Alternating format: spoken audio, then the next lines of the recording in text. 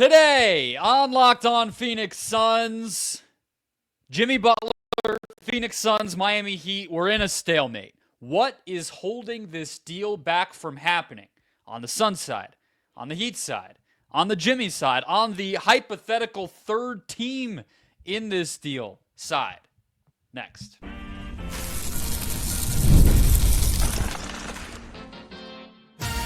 You are Locked On Suns, your daily Phoenix Suns podcast, part of the Locked On Podcast Network, your team every day. Welcome back into Locked On Phoenix Suns. I'm Brendon Kleen, a staff writer at Awful Announcing and a credentialed Suns media member. Thank you for making Locked On Suns your first listen to kick off your game day Thursday. Don't forget, Locked On Suns, free and available on all platforms, including YouTube, so click that follow or subscribe button. Do what thousands of other Suns fans have already done. Become an everydayer and get locked on to the Phoenix Suns right here each and every day. Today's episode brought to you by Gametime. Download the Gametime app, create an account, use the code LOCKEDONNBA when you do to get $20 off your first purchase. Joining me, as always, from the wonderful West Valley, my fellow Suns credentialed media member. How are we feeling on this Thursday, Ben Garcia? I'm good. I just, this has nothing to do with what we're going to talk about, but I want you to finish that lyric, Brendon. I might swerve, bend that corner. I don't know. Oh, you haven't heard the new LiAngelo? Oh, see, I made a joke about that song, and I don't know the lyrics, obviously, as I just showed you, but I mentioned that LaMelo Ball, such and such, like his brother's song something, and you gave me a look last night when we were recapping the game. So did you find out about it today? Because in that case, you don't get to make fun of me. I just you wasn't. Didn't seem like you knew what I was talking about yesterday. I wasn't putting the two and two together when you had said it because I'm an adult. All right, it took me a little bit of time to get with the program, but then I saw they have the same last name, so that's how it's easy to know when people are brothers. You know, I saw it was kind of like a fun thing the Brooklyn Nets did. They had them finish the lyric. And it was hilarious because all of them knew it, but it was, I might swerve in that corner, and they go, whoa. It's pretty catchy. Okay, now I know. If they hit me with it walking into the Suns Arena tomorrow, I'll be able to contribute now. I couldn't have before, but you helped me out. I just thought it would be so funny for you to hit the whoa, but you did not. You decided against it. I ruined it. I'm sorry. I guarantee the everydayers are going to like that. They're going to think that's very funny. I'm very hip. So, three things that are holding the Suns Jimmy deal back. We're going to go through them today. We'll hit the contract side of things. We'll hit the third team side of things. But let's start with the kind of maybe overlooked part of all of this, Ben, I think, which is the first round pick that's been available for the Suns to trade since the offseason. They didn't managed to get off of it then. We thought maybe they could attach it to Nurkic or whatever. They didn't. And John Gambadoro, over and over, including yesterday on Tuesday, has continued to put out there that this pick is not available. We talked about it all the way at the very beginning, and I think you and I were both kind of like, yeah, right. But Gambo doubled down here. He said they do not want to move it, but I've reported in the past that Miami did not want Beal. I have not heard that they do want him now, so I would guess it would have to be a third team. And then somebody said, okay, well, what about if they sent Miami the 2031 pick? Like, why can't that work? And he said they don't want to move that either. And it's has a lot of value. He was kind of explaining why they wouldn't want to do it. And so I guess what's your reaction to that? But also, what does that tell us about how much the Suns are really in this thing? Because that's crazy. That's the only asset they have. I don't even believe it. And I think Gambo was told that. I don't think Gambo's lying, but if they're not giving up the 2031 pick, like, what are we doing? Are they trying to pull off what at the time was seen as a heist, a bunch of second round pick swaps and first round pick swaps for Bradley Beal? Like, you're not doing that with the Miami Heat. So I don't necessarily believe it. And B, if right now the offer is 3 second round picks and Bradley Beal and whatever the Kings want to give them as well in this deal, I mean, that's nonsense. If it was so valuable, Brendon, how valuable is the 2031 pick? Like, Very. Is that a sophomore in high school right now? It's that valuable? I don't. Yeah, I guess I don't buy into especially that. because it's a sophomore in high school. Because you are, and Gambo explained it perfectly in his reporting on Twitter about this, which is, it's not about who the random kid might be. Of course, that's not what it's about. It's about what the Suns' situation will be at that point in time, which is in 2031. Kevin Durant will be 42. Devin Booker will be 34. Bradley Beal will be 36.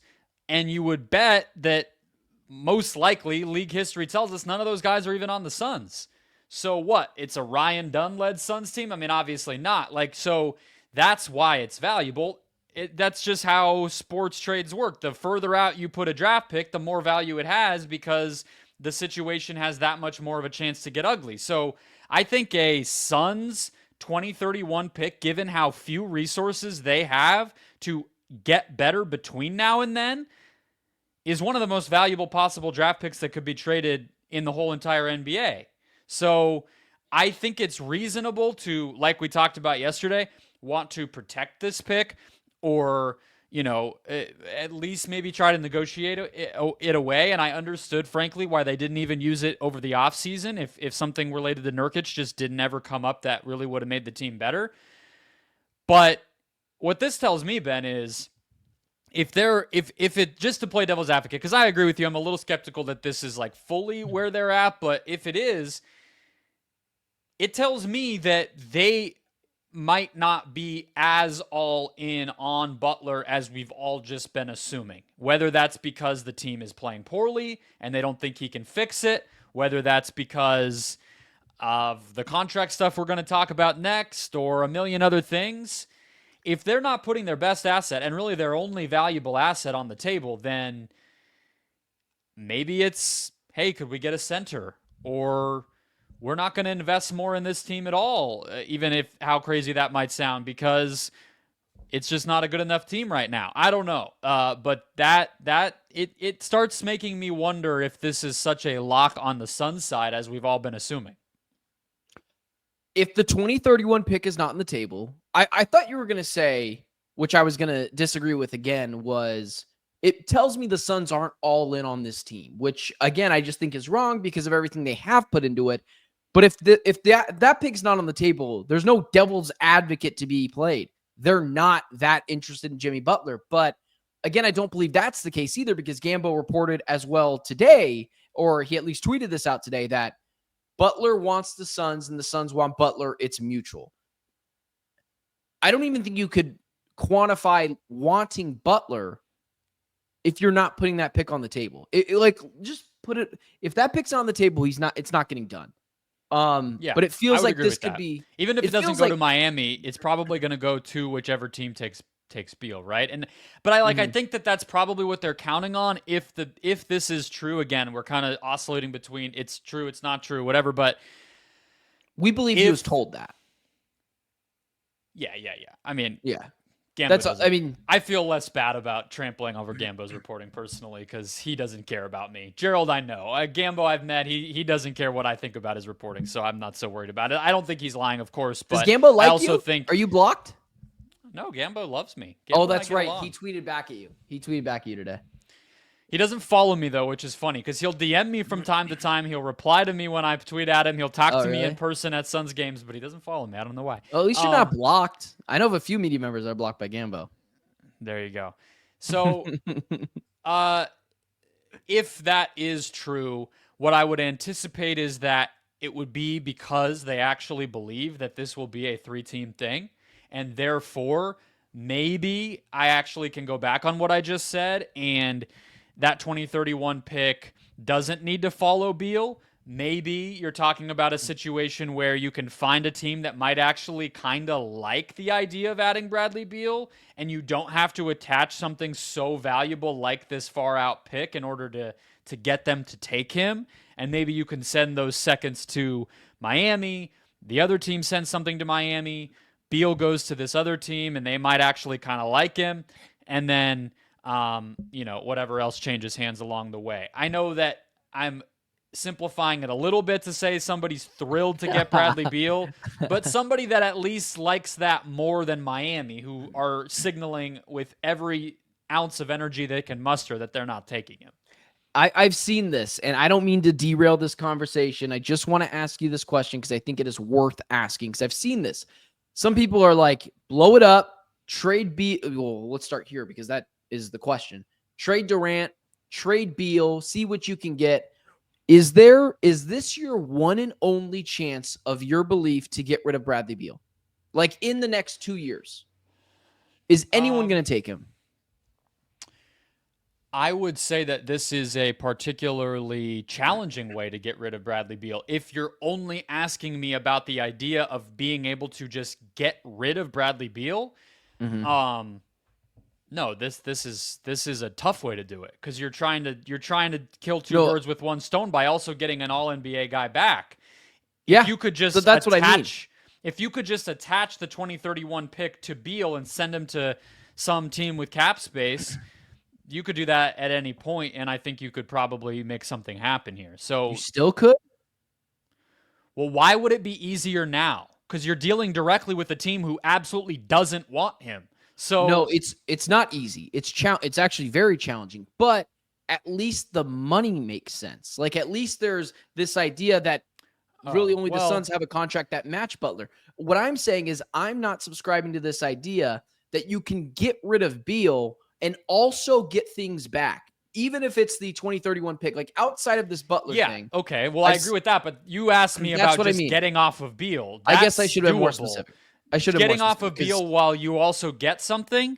This is the best way to do it, which is why I continue to be in on the Butler thing in general, even if I think this team is not a Jimmy Butler away from fixing its problems. No, I'm just into, as well as giving opinions, analyzing, I want to educate the fan base as well. And there's this idea that like, well, if this doesn't work out, we'll just trade him for a young player here and we'll trade KD who actually has trade value. And it's like, no, you are stuck with him, or you have to dump him somewhere, but you will not get anything back. No, you're giving something at that point. Exactly. You're taking your own stockpile away in order to get off of Beal. So yes, I agree with you there. Why the other Butler thing is so interesting. 100%. The other thing holding up this trade as we stand right now is Jimmy and his camp and where they believe they can get a contract, where they want to get that contract, and what that contract will be. So we'll break the latest on that down next. First, today's show brought to you by Gametime, the best place to buy any ticket across the whole valley, across the whole world. We all love going to live events, especially this time of year in Phoenix, where it's actually fun to be out and about and outside and with your people. And Gametime has made it even easier to find tickets for your favorite events with their new feature called Gametime Picks. It filters out the fluff to show you the best deals, the best value deals right up top, whether you're looking within a city or within a given event. You pop that open and it shows you the best stuff at the top. It shows you the best value for any given seat right there up front, so you don't have to poke around and look and calculate it and guess. Right there for you. The best deal possible. Take the guesswork out of buying tickets with Gametime. Download the Gametime app. Create an account. Use the code LOCKEDONNBA when you do to get $20 off your first purchase. Terms apply. Again, create an account. Redeem code LOCKEDONNBA for $20 off. Download Gametime today. What time is it? Game time. Today's episode also brought to you by Rocket RX. If you're ready to boost your confidence and take control in the bedroom, Rocket RX has the solution. Imagine feeling more prepared and performing at your best. Rocket RX makes it simple and stress-free. Rocket RX offers FDA-approved treatments for ED at a lower cost than branded alternatives, so no more uncomfortable doctor visits or pharmacy trips. Everything is delivered straight to your door in discreet plain packaging. With Rocket RX, you'll get trusted care from a real U.S. clinical team. So complete a quick 100% online consultation, and you could get started with a free prescription today. Visit Rocket RX to get started now, rocketrx.com. And our listeners can get 40% off your first order when you use the code LOCKEDONNBA at checkout. That's rocketrx.com, code LOCKEDONNBA for 40% off your first order. Terms and conditions apply. Rocket RX, better sex made simple.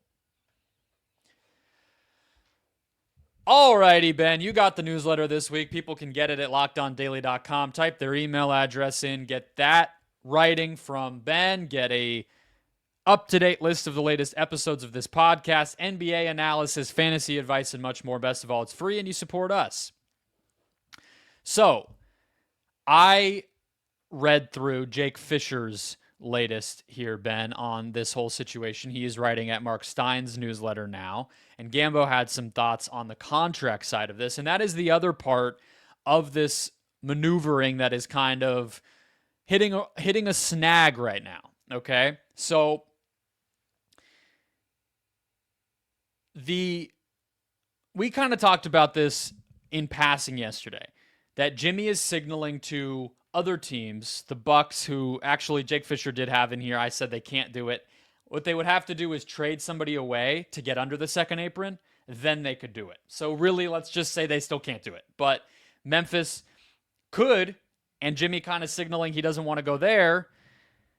And he's doing everything in his power to get to Phoenix because he seems to believe, and I don't think either one of us would think he's wrong, that if you're picking an owner from around the NBA right now who's going to give you your big payday, Matt Ishbia is probably the guy to do that with. What does that tell you about this situation? Kind of big picture, that it has gotten to that point where originally it was 29 other teams I'll sign with. Now it's, well, really it's just one. And actually there's other good teams I don't even want to go to. How would that affect how you're operating if you're the Suns?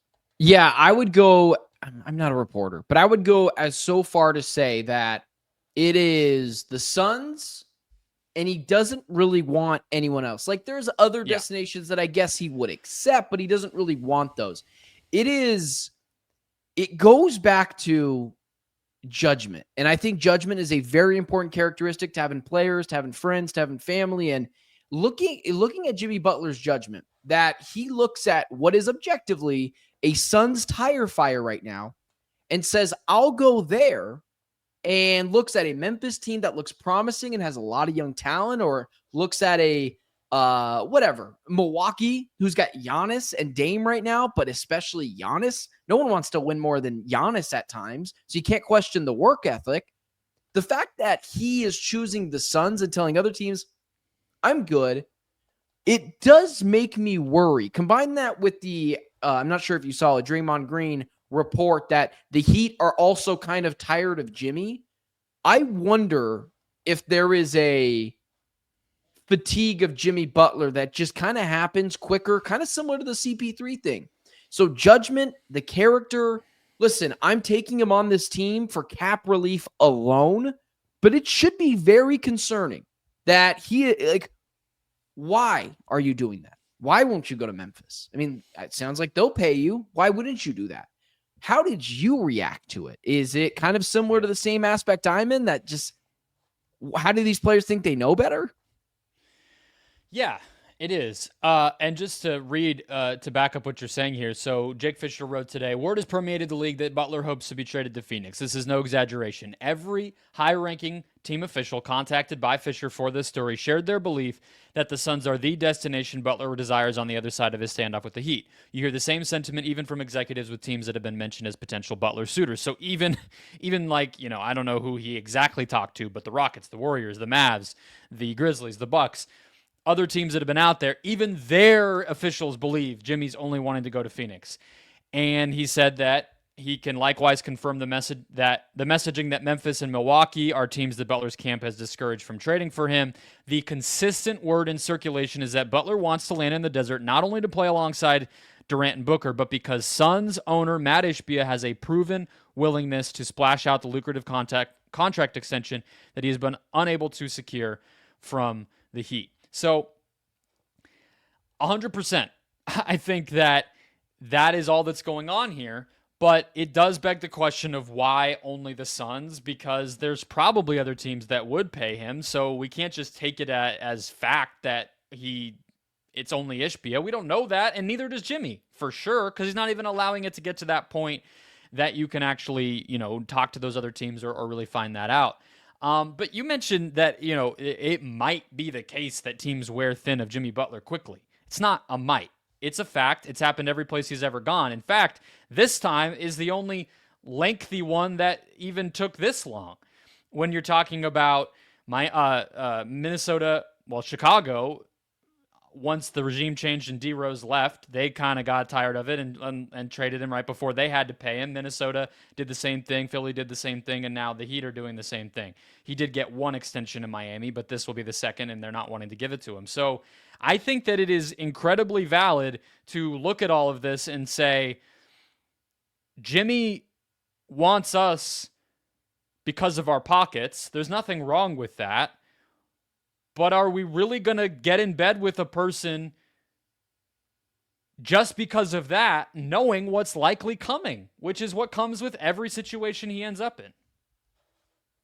It really worries me, and it's kind of funny because when I saw the report that he was immediately shooing people away, the first thing I thought of is, why are you doing that? It's not just about my worry about his judgment. It tells me, man, this is going to come off so frustrating because I know people aren't going to take it the right way. I don't know how much he cares about winning. And as much as you and I want him here for cap relief, in fact, I don't think it's unfair to question how much Jimmy Butler just wants to get his bag in Phoenix and couldn't care less. Maybe if they win a couple of playoff games, cool. But I think it's fair to, when he knows Ishbia will pay him his money, that he's willing to pass up opportunities at deep playoff runs with Memphis, with Milwaukee, even though that would be tough, with other teams, to come to a Suns team just because he knows he'll get paid. And that is concerning to me. We had a Trevor Ariza before who was here to just take the money. And that was a bleep show as well. So I'm starting to get to the point where if the Suns don't get Jimmy Butler, I won't be disappointed.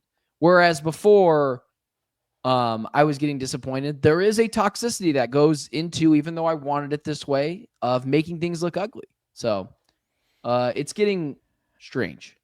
I have two things that I think Suns fans could take solace in with this. One is that even as we say that and we can track the history, for all intents and purposes, this is basically it might be the last contract Jimmy Butler ever signs in the NBA. And it very well will be the last max contract he gets in the NBA. So you might not be staring down the barrel of another ugly contract dispute in this case because there won't be another contract of this magnitude that you're having to necessarily worry about with him. So that could be a good thing, even if it's bad for Jimmy, of course, because it just means his career is ending.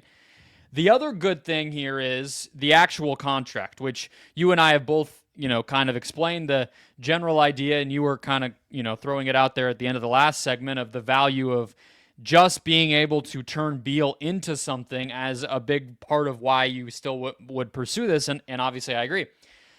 So Gambo had it that he said, if they traded for him, you would be looking at something like 3 years for $110 to $115 million, which is a lot of money, of course. Yes. But the original reporting that got out there from Sports Illustrated was that it would be 2 years at about 110, which is basically Jimmy's max, and it would just be sign on the dotted line. You're getting all your money, 2 years. Gambo pushed back and said, no, it would be 3. The reason that's important is because that's 1 year longer than Beal's under contract. So you're kind of digging yourself a deeper hole from a length standpoint. But if you obviously spread it out over 3 years, that's less money per year. You're looking at about 38 per year versus 55. So it's very similar to what they did with Chris Paul when they got him, and it would help immensely for how much we've already been talking about, second aprons and all that sort of stuff. If they could do this and get off of Nurkic, I think they're under the second apron and starting to look at a lot more flexibility, and that's huge. If he goes for a 3-year deal? Yeah, because it's less money per year. Okay. Right? Because if it's 2 years, 110, that's $55 million. If it's 3 years, it's the same amount of money, but next year, instead of paying him 55, you're paying him 1/3 of 110, which is 38. Okay. And Bradley Beal will make 50-something, so you're taking what was a $50+ million contract that you're paying that contract slot, and you're turning it into Butler at 38, and you're cutting $15 million or whatever off of your total salary bill. That means that you are That's the whole salary relief thing we've been talking about. That's the whole point of this. Yeah. So no. that's Why I think it's such a positive here. Well, for me, it was 2 years, whatever, 100 and what. And I understood that they were still going to be over the second apron. But for me, it was like having that really valuable third year where he won't be here, where if you had Bradley Beal, he would still be here. And then the second year on that contract, it's an expiring deal, so you can move it as well. So that's the cap flexibility that I was. Let's specify on that, because that's not all exactly, I don't think, where things are landing. So right now, Jimmy has a player option for next season. The understanding is that he would likely decline that. It's not a given, but that's the leverage he's using against Miami, and that's what the Suns would want him to do if they were to give him a cheaper contract, because he's under contract for like 52, 54, whatever it is next year. So they would want him to opt out so that they could give him a new contract and pay him less money on that first year, but give him the same total salary that he's looking for. Yeah. Right now, though, Beal is on so Jimmy has 1 year guaranteed. If the Suns were to give him 3 years after he declined the player option, that's a 3-year contract, because you're not adding to the 1 year, you're just giving him 3 new years. Right now, Beal has this year, which doesn't really matter for what we're talking about, and then 2 more. So if you're giving Jimmy Butler a 3-year contract, that is longer than what you're obligated to pay Bradley Beal right now. So it doesn't give you relief on the length. It actually makes the length worse, but it makes the money you're paying each year less. That's where we're at, and that's what Gambo's getting at. The reason I don't care that much about going to a 3-year deal is because the Suns just don't have assets to move, even if they were under the second apron. What are you attaching Nurkic to? What are you attaching Okogie to? What are you attaching outside of Grayson Allen to? So that would also make things a little bit more difficult. It would just being under the second tax apron just to be under it. But yeah. Yeah, it opens up a lot of things, like buyout guys and all sorts of stuff. So I think it's worth doing, even if there's not an obvious deal you're doing it for. But let's get on to the last thing holding up this trade, which is third teams. We'll rip through some of those to close out the show. First, today's show brought to you by the Ultimate Basketball Head Coach, the game that is taking over the Locked On Podcast Network. Both the NBA and college basketball hosts love it. If you've ever dreamed about being a college hoops head honcho, this is your chance to step into those shoes. Control every detail of your program, recruiting players, hiring coaching staff, overseeing training camp deals, handling NIL, managing scholarship. It's all in your hands. You can also set up the offensive plays and on-court strategy when the game time comes. And it won't just affect your current season or the current game. It'll shape the future of your program. It's a game that lets you feel the full weight of what it means to be a head coach and lead your team to glory. Here's a special offer for Locked On NBA listeners. Have some fun like we are. Use the promo code LOCKEDONCBB inside the game store to get a free boost for your program. So download the app, log in, sign up, do all that stuff. Kickstart your coaching career by using the promo code LOCKEDONCBB. That's the Ultimate College Basketball Head Coach app or at ultimate-cbb.com. Use that promo code LOCKEDONCBB and get started. Ultimate College Basketball Head Coach. Begin your coaching legacy today. All right, Ben, we've gotten into the weeds on contracts and picks and all sorts of nonsense here. It's not nonsense, of course. It's literally, what's deciding the trade. But we have one final thing to get to, which is the Miami Heat are not taking Bradley Beal. We've said that sentence a million times now, and it's still true. I don't know. Maybe it's certainly not true if that 2031 pick's not available, as we discussed. So maybe they just want to do the Suns a solid. Maybe it's just. Although that actually, you say that actually, this is a point I've been wanting to make as we kind of get into these third teams. The Suns are in this situation because they infamously told ESPN, Brian Windhorst, when they did the Beal trade, we're blowing through the second apron. They basically broadcast to the whole league, screw your freaking rules. And so just keep that in mind a little bit when you're thinking that, a team has to actually like the idea of Bradley Beal being on their team in order to do this. Nobody in the whole league has any kind of incentive to sit there and say, yeah, things are looking a little difficult for Phoenix in this Jimmy sweepstakes. Let's just do them a solid. Nobody's going to do that.